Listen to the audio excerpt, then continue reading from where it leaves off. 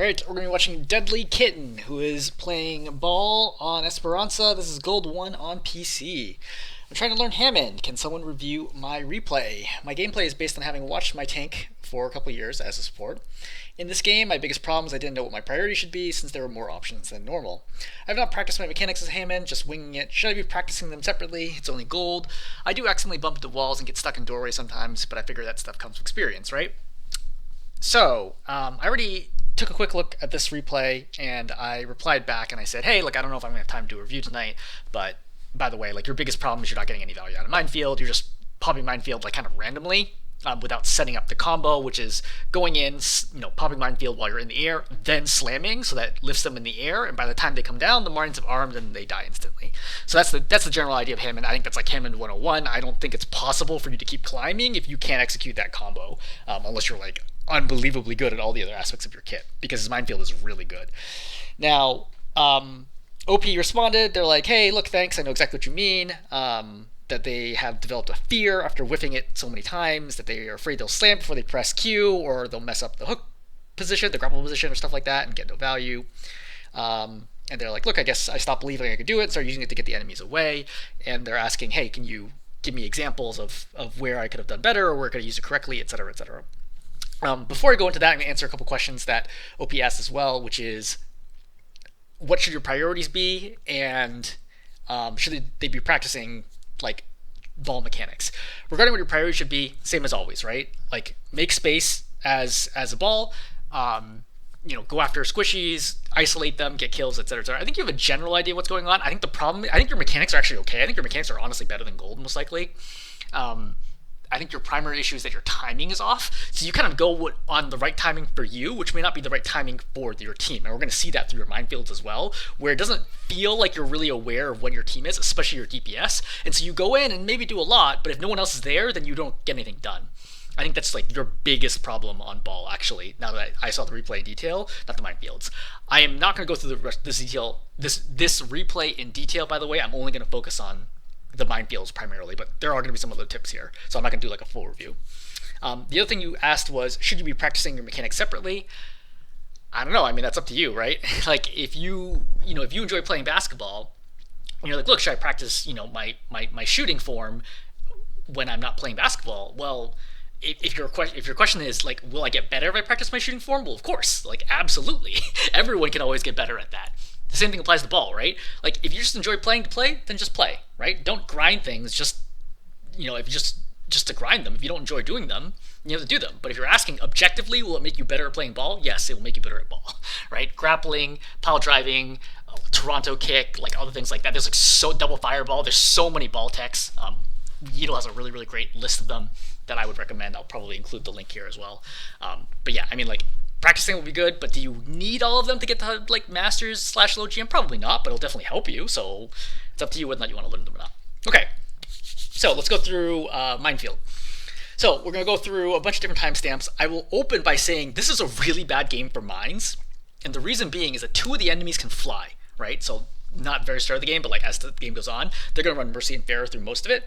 They're both immune to mines, effectively, right? Unless you can trap them into a small room, and this Esperanca has basically always vertical space above you because there's almost no indoor sections. Minefield's never going to do anything. You're never going to kill them with minefield. So that's 2 of them already out of the question.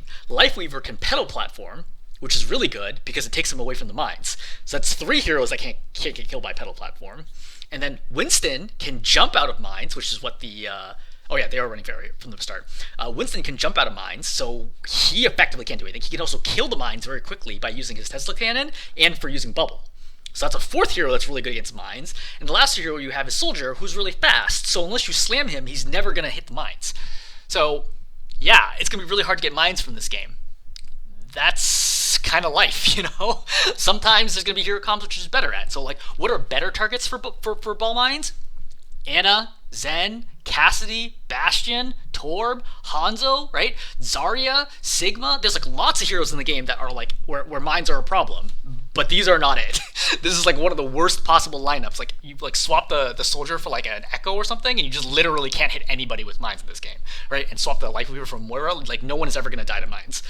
But yeah, I mean, it's going to be hard to get value from mines. That being said, your mines are still really bad, so we're going to cover it. Okay, at 142 here, your team is pushing. You're about to take this point. They're setting up over here, but for the record, you do have numbers advantage, right? There are 5 people right here. There are 3 over here. You don't need to do a lot here, right? And you should already know, like, as tank, you need to know how many players are alive right now that can contest this point. There are only 3. These 2 are way far back at the moment in time. You don't have to worry about them. And as long as those 2 don't come up and contest before you get here, you don't need to do a thing. I don't want to use minefield here unless I have to, right? So your goal here is just chill. Like, you don't need to do anything. You don't need to cross out here. You could literally just sit here in the corner if you want to, or sit here, or wherever you want to sit, and just wait and see what they do. And if they jump in and try to contest, then you can go in, scoop, and then slam, right? Scoop, mine, slam. But you kind of go early right now. You slam out here. I don't really agree with this at all. This is a blind slam. So Yito, when he talks about playing ball, Yito, by the way, is one of the best ball players in North America. Yito, when he talks about playing ball, he's like, there's 3 S's to it, right? You scout, then you set up, and then you strike. Okay, scout means figure out where the enemy are, what their positioning is, then you set up so you get the right angle to go in on them, preferably not from the front, and then you strike. You aren't doing any of these things correctly. So you have no idea what's around this corner, so there's no scouting here. You're definitely not setting up, you're just running through main, and then your strike misses everybody. Right? You're hitting nobody with this. So all the 3 things here are going wrong, which is why you get no value out of that. And now you've lost health, right? And you lost your slam. So now you have the chill here, and you can't do anything for the next few seconds. Versus if you're waiting right now, hey, look, oh, there's 4 or 5 people here. Now I can go in. Scoop, right? Pop, scoop, pop mines, slam. That's like the best combo right here. It's like, go in right now. Scoop them up, pop mines, slam down. I know you're afraid of doing this combo. Don't be. Like, I trust you. Trust me, even if you mess it up, it's not going to be any worse than what you're doing right now, which is virtually nothing with the mines. So, again, team's going in. You notice that you popped adaptive right now? This is really bad. So your adaptives, by the way, in case you didn't know, gives you 100 health plus 100 for each hero near you. I don't remember if this is nerfed slightly, but that's about approximately it, right? You pop adaptive right now because you're spooked. Why? Because you're missing 300 something health. Why are you missing 300 something health? Because remember when you went in before and you got all the health burned down? It never got healed back up.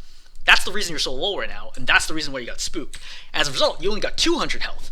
Instead, if you went in right now and slammed, you would get 500 health. You would get an extra 400 more health right now if you did this correctly, right? 300 more health if you did this correctly. Popping shields from here is like borderline throwing because it reduces your durability by a ton. Okay, that's just a note by adaptive shields. I would note that is a pattern I noticed throughout the game, is that you don't use adaptive shields at good times. You want to use adaptive shields when you're in the midst of many enemy teammates or to win a 1v1. So you're going to go in right now. So right now, you could go over them, pop mines, and slam. That would be okay, right? That would have been a moment where it's like, hey, look, you want to pop mines? That's perfectly fine. There's 4 people here. They're contesting. Great. Yeah, pop mines here. This is good. So the problem is you didn't quite get it in time. You're at 95%, which means you only get them now, and now the mines are useless because you're going to pop mines right now. Let's look at what this minefield does. Does this feel like this minefield added value? Like, the only reason this minefield does anything is because the enemy team is bad enough that they spend time shooting the mines, right? Like, they could literally completely ignore this and just go here and kill your team right now. But the Pharah is sitting here shooting at these mines for some reason. Like, the mines aren't even blocking them from walking forwards. You know what I mean? Like, these mines are completely useless. The only reason you get any value is because this Pharah is not good at the game. No offense to the Pharah player, right? There's no reason to be doing this. The Pharah is like, okay, cool, you missed the mines, just goes in, conks in, and then kills your team. That's what she should be doing right now, but she's not because she doesn't actually know what she should be doing. So this minefield, on like a 1 to 10 scale, is like a 1. Like, this is like about as bad. This is, if you pop minefield in a corner over here, that would be about the same value as the minefield you just did. The only reason that this is like actually like a 2 or 3 is because the Pharah spends time shooting at it for no reason. It's not even like she's afraid of getting knocked into it. There's no way that she can get knocked into the mines from this direction because you'd have to come from this side and go get her. And she knows she can't do that because you're low and you went the opposite direction of her, right? There's no world. Like, if you pop the mines on the other side, I can understand maybe she wants to shoot at it to make sure she doesn't get bumped into it. Also, she's a Pharah. She flies. Like, this whole premise is ridiculous. But whatever. I just want to illustrate here. This minefield gets you no value.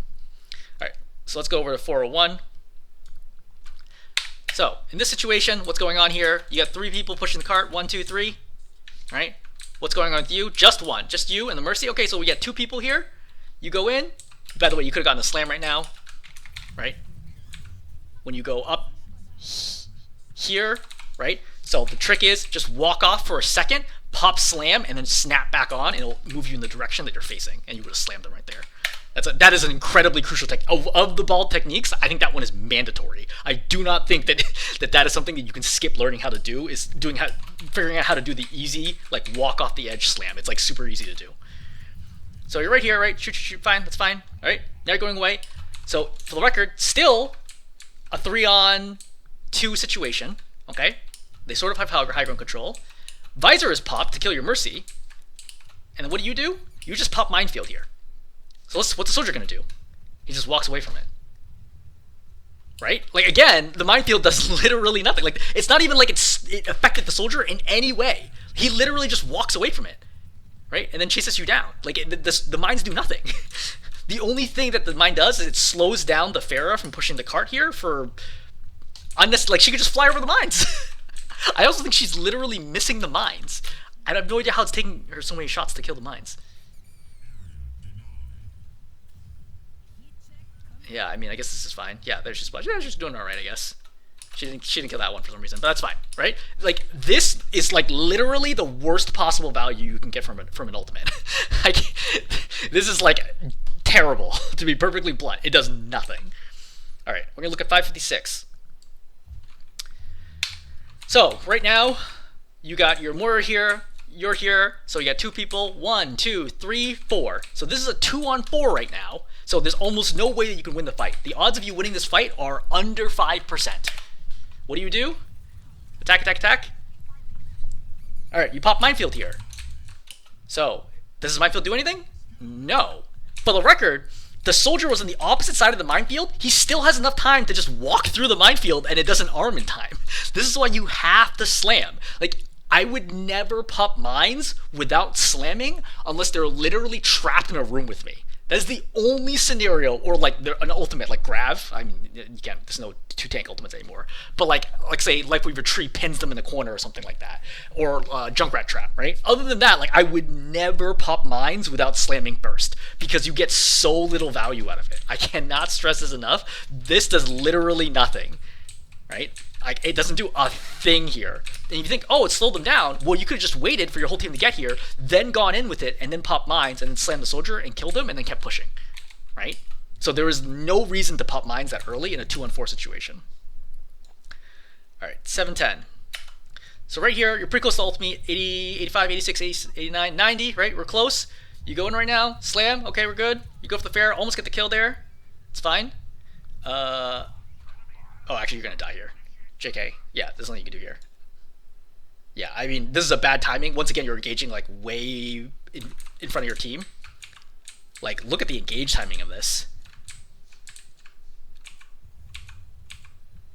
So, it's alright. Yeah, so Reaper goes back, right? But like, your soldier supports are so far away. Only your Reaper was here. You're going in against 3 heroes right now. Now 4 heroes. And like, your team is crazy far away. Your sense of like when you should be fighting is all wrong. All right, 745. This is the actual ultimate. So right now, Winston's here, and you pop mines. Do these mines do anything? Well, the Winston's gonna sit there and he's gonna die. Well, okay, maybe the mines killed the Winston, right? Maybe that the argument here is like, okay, the mines, at least I use them to kill Winston. If you trade mines for killing a tank, perfectly worth it. 100% worth it. Yeah, no question. Does this Winston have to die to these mines? Absolutely not. Right? He has jumped this entire time. He still has jump. He still has jump. At any moment in time, he could have left. So to clarify just how long this Winston has to leave, 1, 2, 3, 4. He has 4 seconds to jump out of here. Like, literally just any jump here, or this way, and he's good. I have no idea why this Winston decided to just stand still here and die. Right, like, he's here. You go up, you pop mines.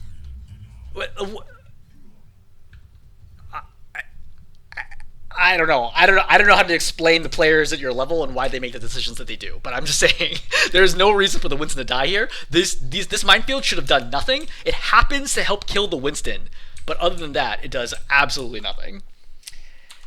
Okay, 925. So, right now, what's the situation? 1, 2, 3, 4. There are 4 people here. It's just you and Amura. Once again, we're seeing like a common trend. Like you're constantly fighting when you're down in numbers, like over and over and over again. You're here fighting. Okay, great. You get the fair low, you kill the fair, great. So now we're in a 2-on-3 situation. Amura's gonna fade back. Why are you popping mines? So again, the soldier's not in it. He just totally ignores it. The Winston jumps out, great, or sort of. I mean, messes up the jump mechanics, but he puts bubble down and it does enough. And that's pretty much it. The Winston may die here. Nope, he pops primal. But like I would note, like this minefield once again does nothing. Like best case scenario, you forced out a bubble, but trading bubble, which has what, like an 8-second cooldown on it, 11-second cooldown, 11-second cooldown for your ultimate is like a terrible trade. In the event that that was actually necessary, which it was not. The Winston could have just jumped over this and then zapped it all down, and he would have been totally fine.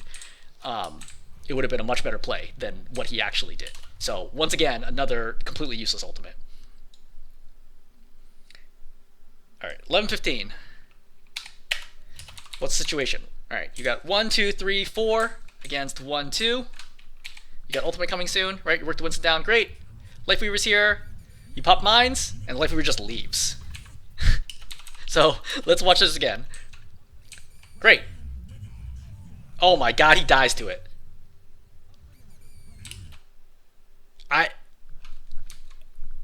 What? Why did he die to this? So, charitably, I think what happened here is Life Weaver did not realize the mines were on the platform with him. But for the record, the Life Weaver could have just walked off, or he also has dash ready. He could have dashed off. Either one of these things, or he could have used the platform to get the super jump and then dashed off. But instead, he just stands here and dies. So technically, this is like the most legit of the kills with the mines. But even this one, I think, is not really a kill. And once you go up a few more ranks, this will never happen to you ever again. Like, you will play hundreds of games of ball, and this will never happen. Because there's no reason for the Life Weaver to just stand on the platform like that. So yeah, that's no good. I would say that my general advice here would be to try to force enemy cooldowns first if you can, like pedal platform, dash, etc., and then pop mines. But regardless, I don't think this is a good time to use ultimate at all. Like, it's not really, Life Weaver here is not really the problem. It's like this high ground area. Actually, frankly, I don't even need to do that. The soldier is your number one problem here. The people in high ground aren't doing anything. Like, the DPS here are the ones that are going to carry this fight, not that Life Weaver. Even killing the Life Weaver makes no difference in this fight. Right? With the DPS alive, they keep applying pressure, right? Soldier's going to die there, res goes off, and things get worse for you. Alright, what are actually good opportunities? Well, like I said, not many, because this is a tough game, and the heroes you're playing in, it's just really tough to get value for mines. But, so, I would note here is that you're not going to actually be able to pop ultimate right now because you have no ult charge because you used it. But as a reminder, every single ultimate you popped this game was bad. So if you didn't pop ultimates in bad situations, you'd have it ready for when better situations come up. So right here, you're going to be chasing a Life Weaver. One of the options you have right now, when he does this, is to use the grapple, get high in the air, right? Right now, land here, shoot him with guns, he's going to dash off, go ball form, jump with him, pop mines, and then slam, and that will kill him.